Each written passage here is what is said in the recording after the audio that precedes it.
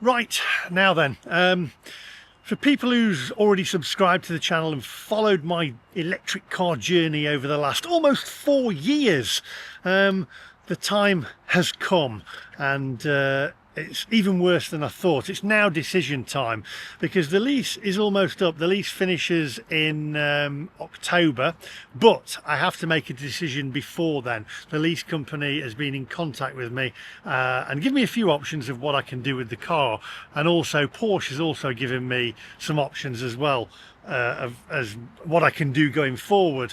I've got one of 3 options basically. But it's going to cost me to get rid of the car unless I get, well, I'll tell you what, let me charge up because we're on the way to London. Actually, I'm going to London at the moment, taking the Taycan down with me, and it's only got a full range of about 220 miles, and I need to get down and also get back. So as we know, if you've followed my journey in this electric car, it does make your journey a little bit longer and a little bit more stressful. However, the new Taycan gets almost 300 and hi, thank you very much. Thank you, nice car. Cheers. Discovery, saying hello to the guy there. As you know, the new Taycan gets nearly 400 miles range, or 300 odd miles range, so a lot more range. Anyway, let's get down to it. Let me get charged up. If you are new to the channel, do me a favor, would appreciate it, and it doesn't cost you a penny. Just hit the subscribe button, and then that way also click the little bell and give us a thumbs up if you find this video useful. Maybe you're thinking about getting an electric car, maybe you're looking at getting a new car and you don't know whether to get a petrol or an electric or whatever. Well, let's have a little chat about it. And hit the subscribe button. So without further ado, my friends, let's go.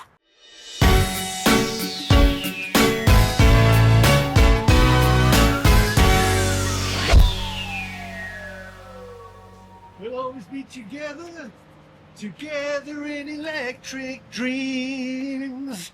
Love that song. Was it Giorgio Moroder and Phil Oakey, wasn't it? Electric Dreams. However, that's not been the case for me over the last 4 years. It's been more of an electric nightmare. Right, do you know what? I never know what to do with these after 4 years because they all differ. Some accept your Porsche charging card. Some of you have to plug the car in first and then put your card onto it. Others you have to put your card onto it first, then plug it in. There's no sort of like, what's the word I'm looking for? There's no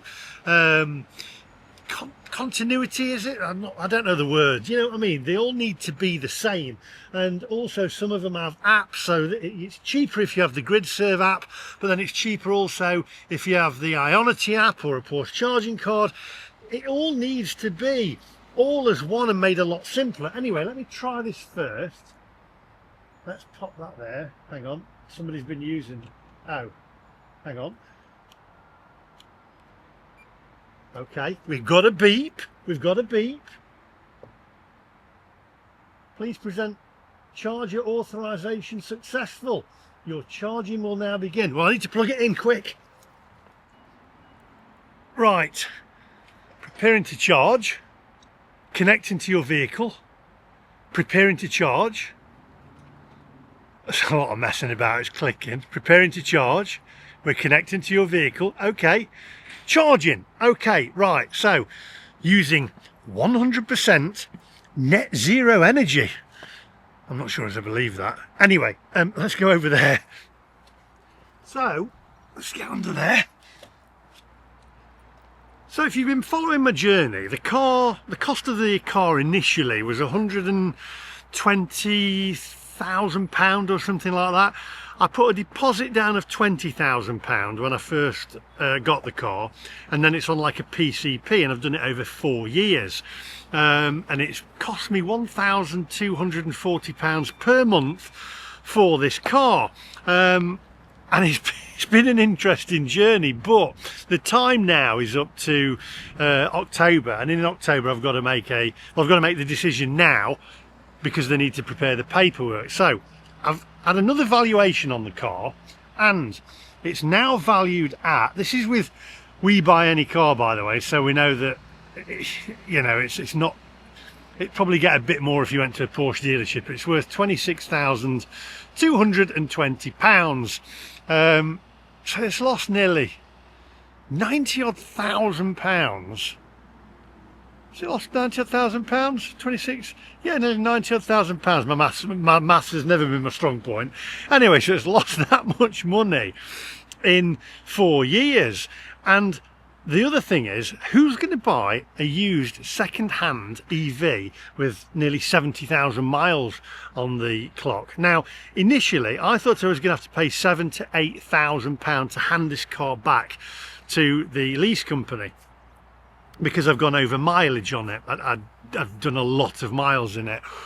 It's actually worse than I thought, because it's going to be somewhere in the region, I've spoke to them the other day, it's going to be somewhere in the region of £11,000 to £12,000 that I'm going to have to pay now, because I've gone over the mileage.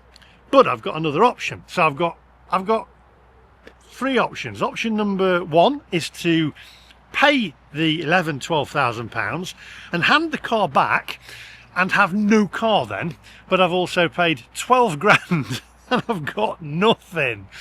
Or option 2 would be to keep the car and refinance it with them. Now, it would be refinanced at the cost of what is on their books, not what it's been valued for, so of what I'm actually left owing on it. So I would have to refinance it, and I think it's, up from memory, I'd done another video on this, about 50 odd thousand pounds. So I'm refinancing a car that's worth only £26,000 or whatever, but I'm refinancing it for 50 odd thousand pounds. However, my monthly payments would drop quite significantly, so I'd have this car, still the same car, but with paying probably about half the price of what I was paying before, so £500–600 a month. So that's option 2. Okay, I need your help here, so bear with me. Or option 3 is Porsche have contacted me, and they have said they have got a deal on at the moment where they will basically cover the cost of this car, so I can just hand it back to them and they'll cover the cost of what's left on this car, take it off me, pay the lease company off. That's great. And then Porsche will sell me a new car, but it has to be a Taycan. It has to be an electric car, because that's what they're doing the deal on. Now, this seems a good deal, and I know some of you will say, no, don't do it, pay the 12 grand or whatever it is, but that's a lot of money to be left with no car. So I can then go to Porsche, give them the car, they pay the lease off, that's done, and then I can have a brand new Porsche Taycan, the Generation 2 model, which I actually reviewed and I did a video on. I'll put the link up here somewhere, you can have a look at that. It was did actually doubled the range on it almost, and doubled the charging time on it, etc. It was a way better car. And I know some of you are going to say it's still electric, blah blah blah, but so I would then be able to have a brand new Porsche Taycan. They'd pay this off, the lease company would be sorted, and the monthly payments would be, I've looked at the monthly payments, it would be roughly the same or slightly less if I put a little bit more money down. So if I took that 10 or 12 grand that I was going to pay to the lease company and paid that to Porsche towards another Taycan, I'd be looking at paying probably £300–400 less than I'm paying for this car at the moment. So I could do that, and I would have another car but paying less. So would that make more sense?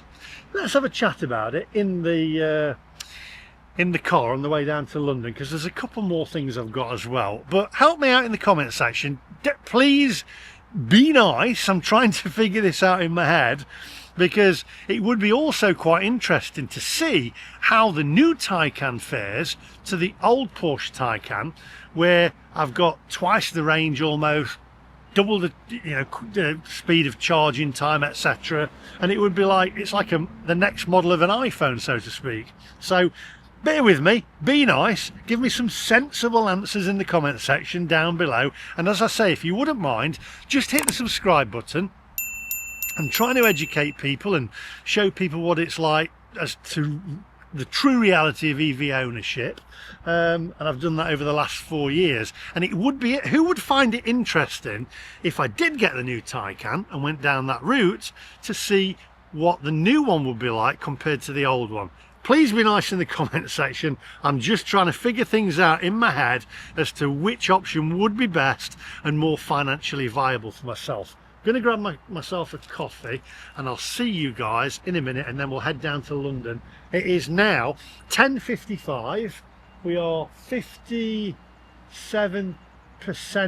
charged, so and it's charging at 70 kilowatt, not the fastest charge, this one. Right, I'll see you guys in a minute. So 10:56 now. Make a note of that.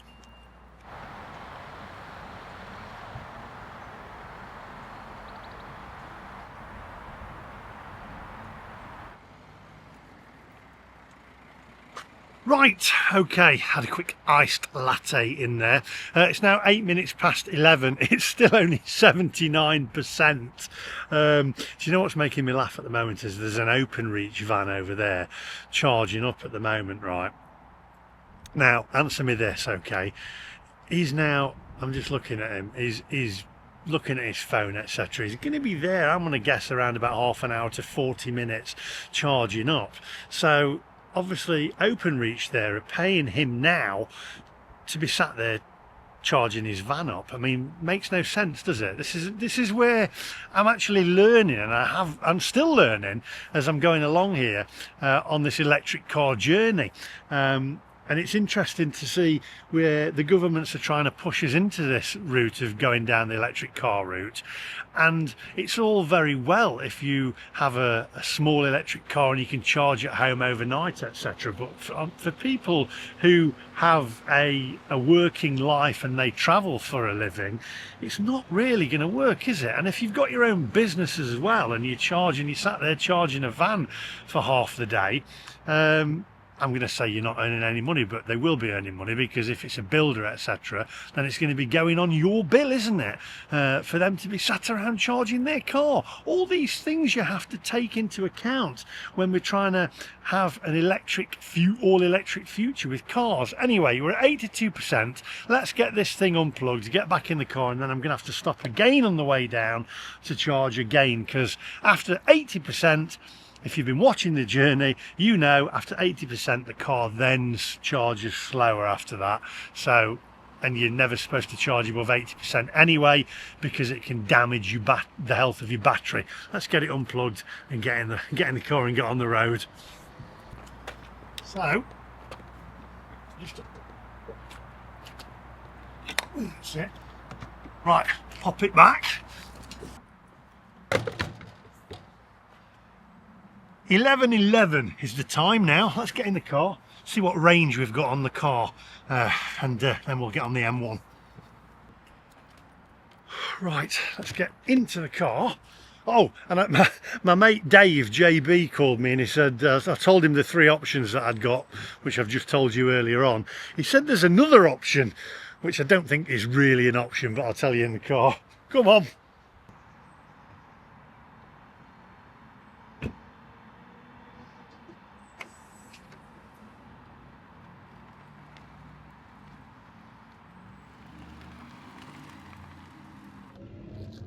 There he is, Openreach. It's crazy, isn't it? By the way, before anybody starts, I am not looking for any sympathy. That's not what this video is about. That's not what any of these videos have been about. And you're going to say, why did I get an electric car in the first place? I've always loved being on the cutting edge of technology. I've always had the first iPhones. I've always had, you know, the latest Apple Macs, etc. Anything tech-wise I love, and I thought, oh, you know, electric cars, it's the future. That's what we've been told. So I embraced it. I embraced the future. But then when you're hit with the reality of it, it's a different thing altogether. However, from when I first got the electric car, and a friend of mine, David Joyce, has also said this, I was not really given the information that I actually needed, because I think, where's this lorry going? I think when people are sold an electric car, they're put out in the wilderness there of what shall we do? How do I charge it? Where do I charge it on? What cards do I need? Do I need applications? Do I need apps? Do I need credit cards? How can I pay for it? Can I pay for it with cash? No, you can't, by the way. How do I get a charger installed? None of this was really explained to me when I purchased this car 4 years ago, and it is very, very daunting. Now, David Joyce's job is actually to work for the motor industry and teach people how to charge, how to get the most from their chargers and the most from their electric cars. And I think manufacturers and motor dealers, let me let this lorry in, should be doing more and more of this, because it is very, very daunting, and especially for people who are not tech savvy, etc. They're put out into an electric car and they've got no idea whatsoever. You imagine a 60-odd-year-old, 70-odd-year-old who is not tech savvy, right? And they're put into an electric car. They're not going to know where to charge, how to charge it. There's different chargers as well. You know, there's different types of chargers. So it is very, very daunting. And I think that part of it should be looked at in more detail with these with motor dealers. They should be, with an electric car, you should be given instructions and you know, lessons and on how to charge it. Anyway, let's hit the road. Oh, by the way, the other option, my mate JB said, you've got another option, set fire to it and claim on the insurance. That's not another option. Come on, onwards.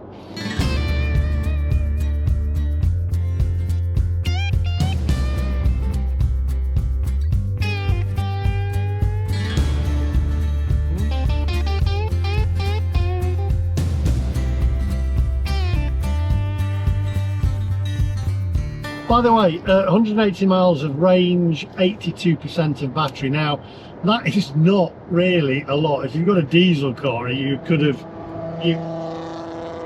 or a car that sounds like that, you could have, if you heard it, you could have filled up within 5 minutes, and you could have got 500 miles of, you know, range or whatever. It's crazy. But as I say, the new Porsche Taycan gets a lot more than that, and also the regen braking on it as well. And as I said, I did a review on the new Taycan, and I'll put the link up here, and also you'll see it at the end and down below as well. And have a look at that, because it is interesting, and I personally think it will be interesting if I went down that option. Don't have a go at me in the comment section. I'm not sure what I'm doing yet.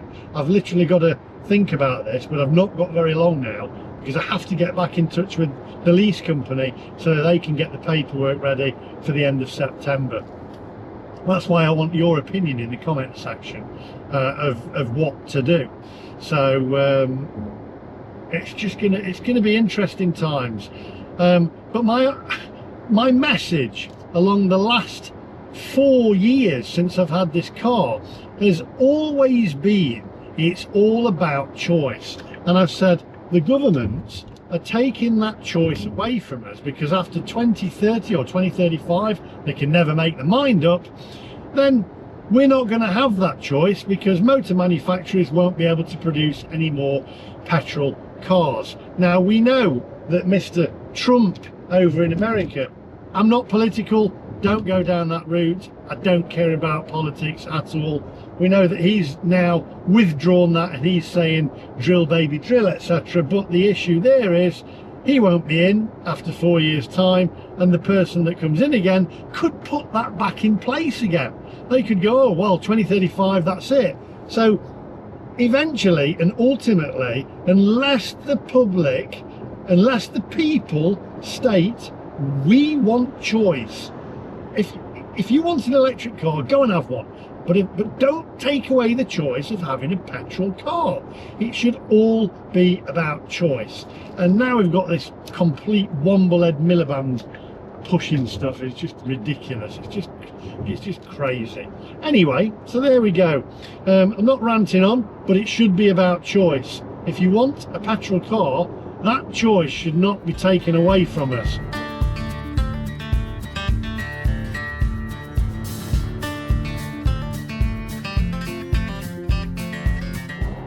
And I have got to charge again because it's 171 miles to the hotel that I'm staying at in London, and I've only got 178 miles of range, because obviously you only charge to 80%, because if you charge after that you damage your battery. So I've now not got enough range really to get me there, because I'll need to charge. And you're going to get the evangelist saying, I think you'll find you should have found a hotel with a trickle charger so it can be charging while you're asleep. But these evangelists, do you know what, I've said it for the last 4 years and I'll say it again, these evangelists are a breed apart, right? They are like, and I am an Apple user, an iPhone user, you know, it's iPhone against Android. They're even worse. They're even worse. And then you'll have your Tesla drivers. I think you'll find if you'd got a Tesla, it would have told you where to charge and blah, blah, blah. But saying that, if I'd got the new Taycan, I would have probably been able to get down there and almost all the way back on one charge, or maybe just put a little bit in. So that's where we're going. If you, answer me this question, even if you don't like electric cars, if you had got to the point where electric cars got 1,000 miles on a charge, on 1,000 miles of range on a charge, and it costs you £8 to charge overnight, would you then consider getting an electric car?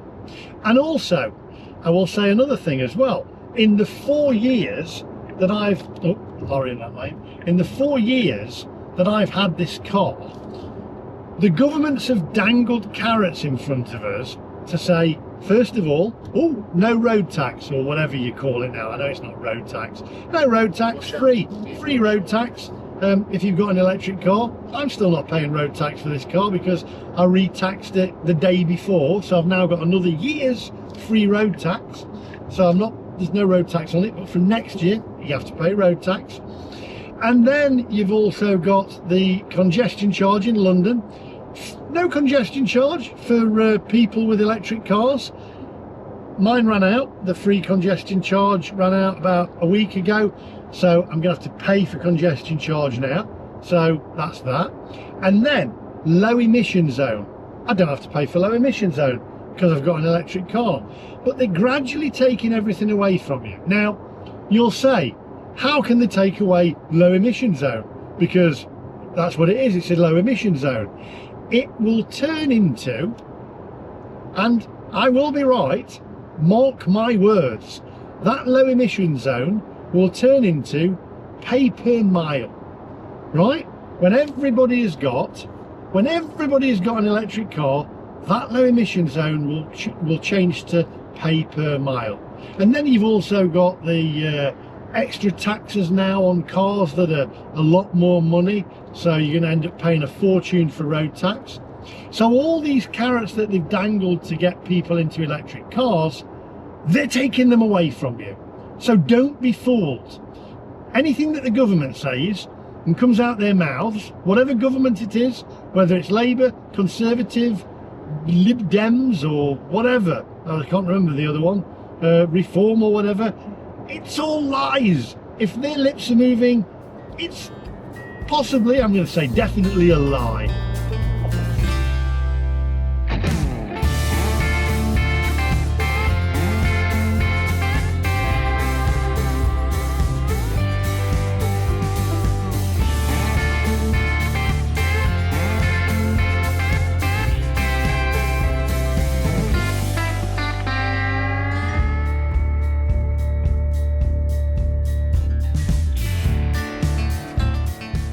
Now, I am going to ask you a favour. It doesn't cost you a penny. Just hit the subscribe button and share the video for me, please, because what I have learnt also from owning an electric car is the value of these cars. They don't hold their value. they literally plummet. And it's not just me.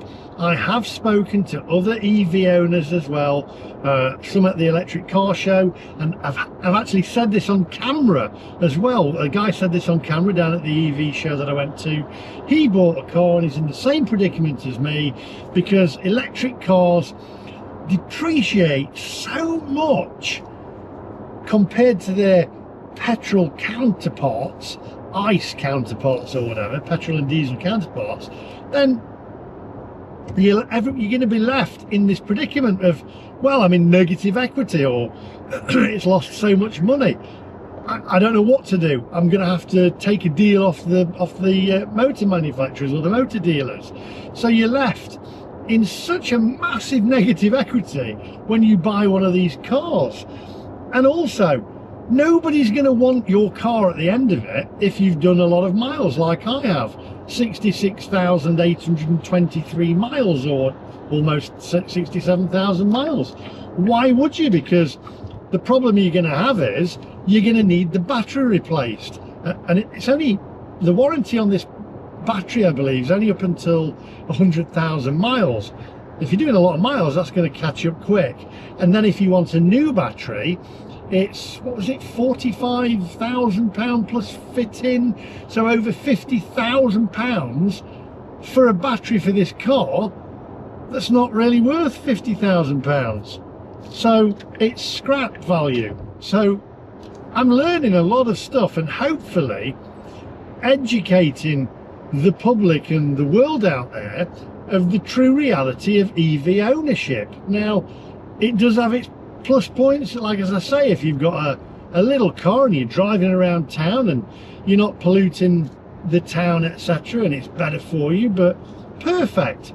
So Clive Sinclair got it absolutely spot on with his C5. Not quite, but almost. Got the idea. You've got the idea, you know what I mean?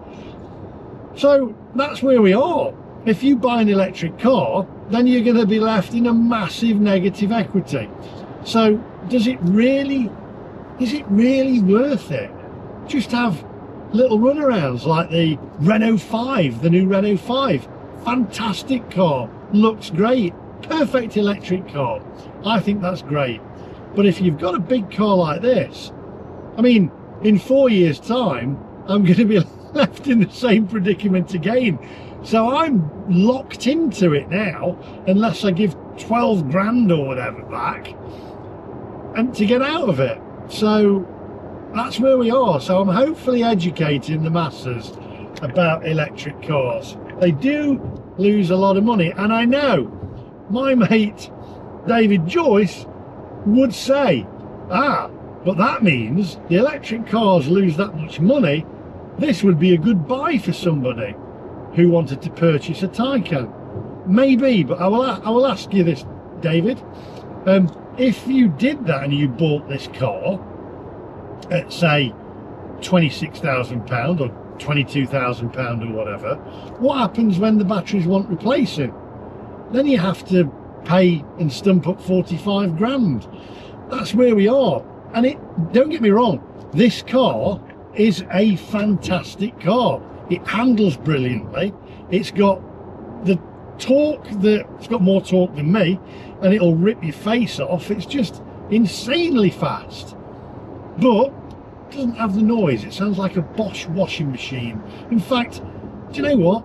You could put James in the back of this car, my little lad James, drive along, and because it sounds like a washing machine, you go to sleep. So if you've got a newborn baby, brilliant, get an electric car, put a little car seat in, take them for a drive, and they'll fall asleep. Why are you in that lane? Why are you in that lane? You don't need to be in that lane. I can't overtake you now or undertake you. Why are you in that lane?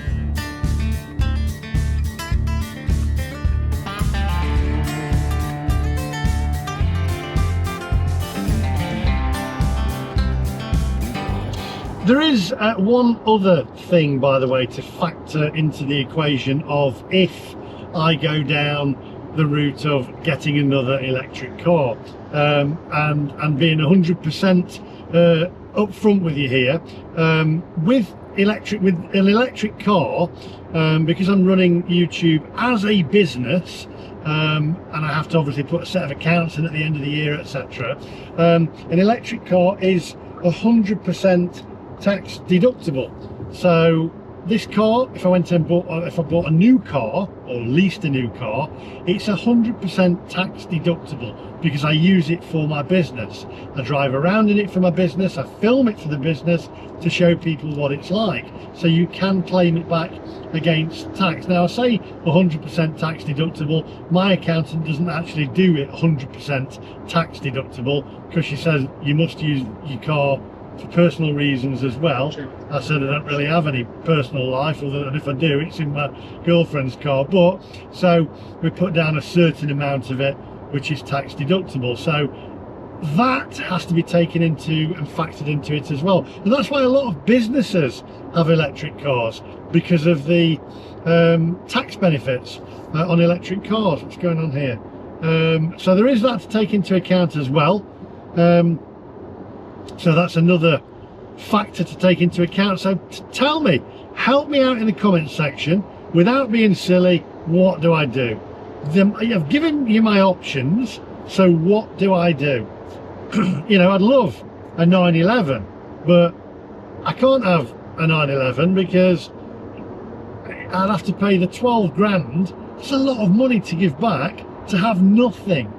And then obviously it's not tax deductible, so there is different things to take into account, and I can't get a deal on it because Porsche won't give me a deal on the 911, but they will give me a deal on the Taycan Gen 2, and it would be, I think it would be really interesting to see all the challenges that I've done along the way, John O'Groats to Land's End, the UK to Benidorm, etc. And do those challenges again, but in a Gen 2, and see whether I experience the same issues with it being faster at charging and also having a lot more range. It'll be very interesting to see how it performs against the older generation. And as I say, I've always said this, electric cars are like mobile phones. It's a tech piece of equipment that keeps progressing and getting, you know, better as they get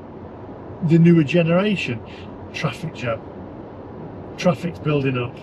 Right, anyway, I think we're going to stop off at Milton Keynes bus station or coach station, because they've got Ionity chargers there. Concentrating here, 115 miles of range, 50% of battery, and 92 miles to go. So I think we're going to stop off at Milton Keynes and use the Ionity chargers. The only issue there is you have to pay to go to the toilet.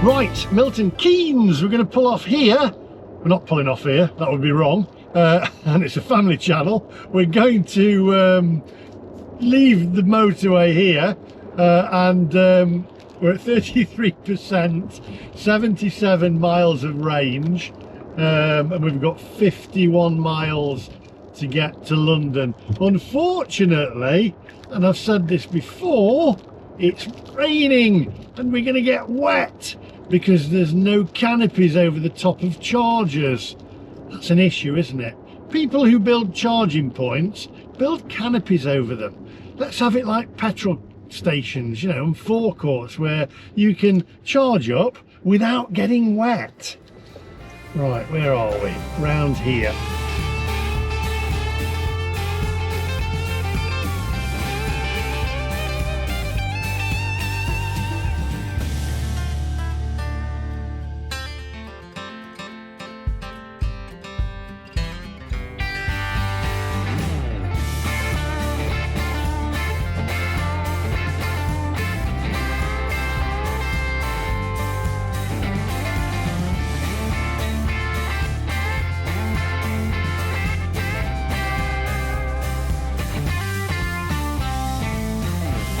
Right, milk float off, and we've got a charger available and another one over there, so I'm going to hurry up and try this one, make sure it works, because if it doesn't then we can shoot over to that one as well. What are we actually on? Let's have a look. What are we actually on? 77 miles of range, 33% of battery. It's now 16 minutes past 1 in the afternoon, so come on, let's get charged.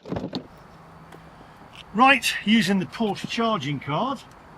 There we go. Start, insert into vehicle. I'm now getting wet.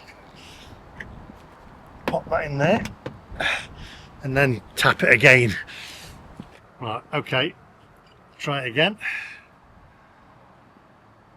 Verifying. Authorization confirmed. Preparing to charge, getting wet, setting up communication with the car, getting wet.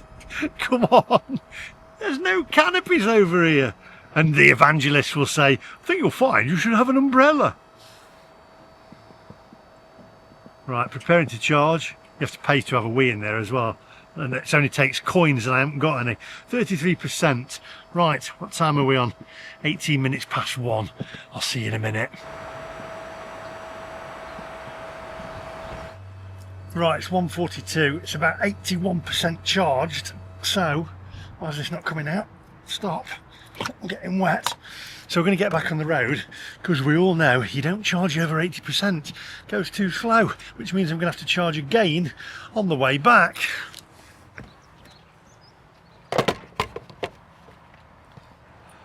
I tell you what, if you've got a petrol or a diesel car, appreciate that canopy on a filling station. Come on, get in. 86%, 203 miles actually, so I've overcharged it really, haven't I? Right, do you know what, by the way, talking about overcharging, in there 30 pence to have a wee, and it only takes coins, so if you haven't got any coins then you're stuffed, you can't go for a wee. At what point did we actually start charging to go to the toilet? I mean, is that where spending a penny's come from? But now it's like spending 30 pennies. We try and get out of here. Right, we need to get back on the road. I'll see you in a minute. Let's just get back on the motorway. Good grief, what is going on? It's now 1:44. So, onwards, my friends. This way.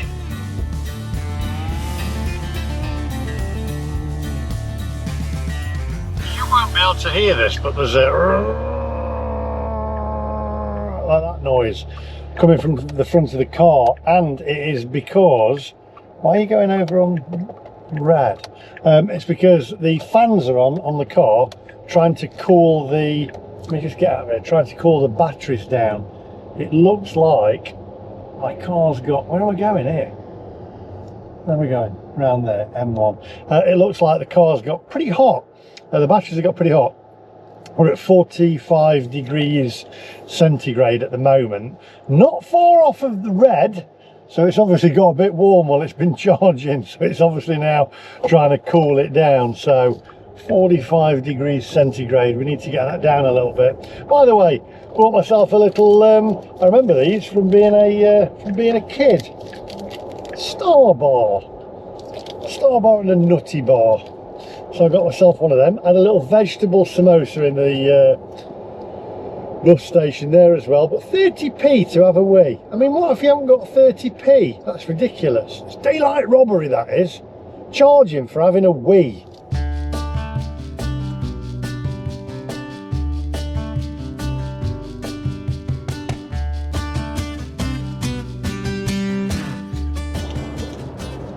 £1.20 for a Star Bar, right? And the size of them, they're minute now. They used to be huge. The world's gone mad. Right, 38 degrees centigrade now. That's a lot better. So hopefully the car won't spontaneously combust.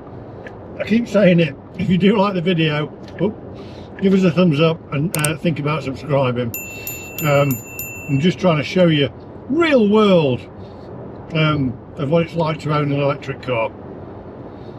So there we go, onwards. Seems good. I almost don't want to swallow it though. I want to get my money's worth out of it.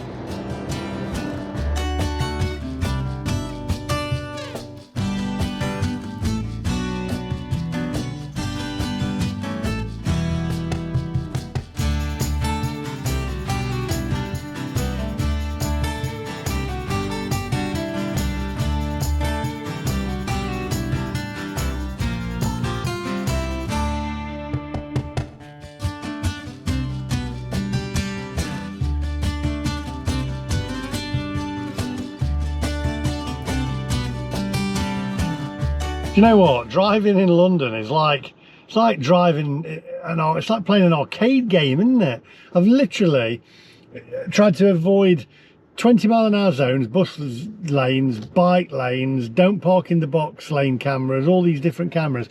Then I've come over a speed hump over there and my car's just gone underneath the front of it. I'm thinking, oh no, I hope it's not hit the battery compartment underneath because it's really low. How many speed bumps do you actually need? We're going to get to the point where there's that many speed bumps. There won't be any speed bumps. There'll just be a higher road. Yeah, give me a minute. Good grief. In your Nissan, in your Duke. Nissan Duke. Don't pip at me in that. This is what you got to be like when you get to London. It stresses you out, doesn't it? Whew.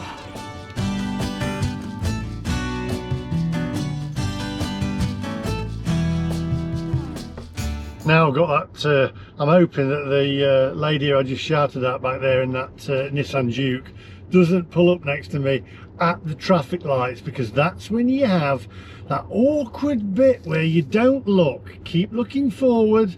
Just whistle or whatever. Just whistle. Keep looking forward. Don't gain eye contact. Otherwise, you know, it could kick off. And do you know who I am? I'm Ronnie Pickering. Who remembers Ronnie Pickering? What happened to Ronnie Pickering?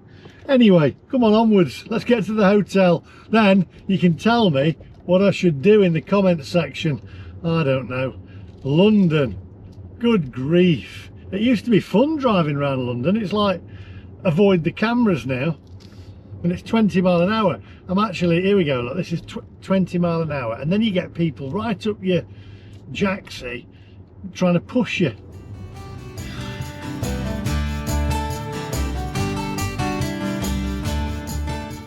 $20 miles an hour. Honestly, a cyclist has just overtaken me in the bus lane, right? A cyclist has overtaken a car in the bus lane, right? That's where we're at the moment. Cyclists, you know, a pain in the backside. And I am a cyclist before you start, if you're a cyclist. But when did everybody start going on bicycles? This is the thing. Electric cars, and I've said this all along since I've had an electric car, right? I'm overtaking her again now. I've said this all along since I've had an electric car. This is not about getting us in electric cars, right? This is nothing to do with, they know that electric cars ultimately will not work. It's not the answer. They just don't want us to drive. Now, I don't want to knock the cyclist off. I want a motorcyclist now as well. Good grief. Right, they just don't want us to drive, do they? That's basically it. Don't pop. Come on, keep going. I don't want to stop in the yellow box. Why is the cyclist stopping? Oh, anyway, onwards. You know, you agree with me, don't you? If you agree with me that they don't want us to drive, just give us a thumbs up and hit that subscribe button and support the channel. It doesn't cost you a penny. Right, come on, cyclist, with your mask on. Here we go.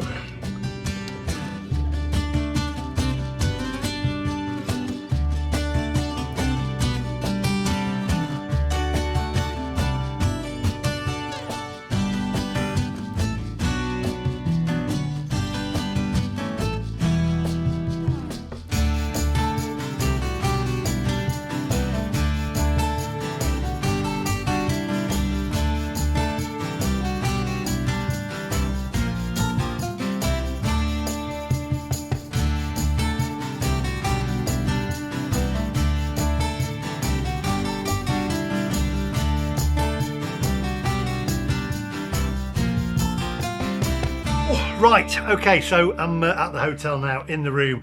I really need to start booking better rooms and hotels than I do and going first class. Anyway, so to sum this up, and by the way, there's a negative to electric cars, and that's how wide they are, because the hotel parking down here, good grief, it took me about a 100-point turn to get a car in that wide. Anyway, so what would you do? Would you give the car back to the lease company and give them 12 grand or almost 12 grand? Would you buy the car off of them, which is about 50 odd thousand pound, 52 grand, I can't remember exactly, and then refinance it basically? So refinance the car, which will be half the price, but you're refinancing a car that's not really worth that. It's only worth 20 odd grand.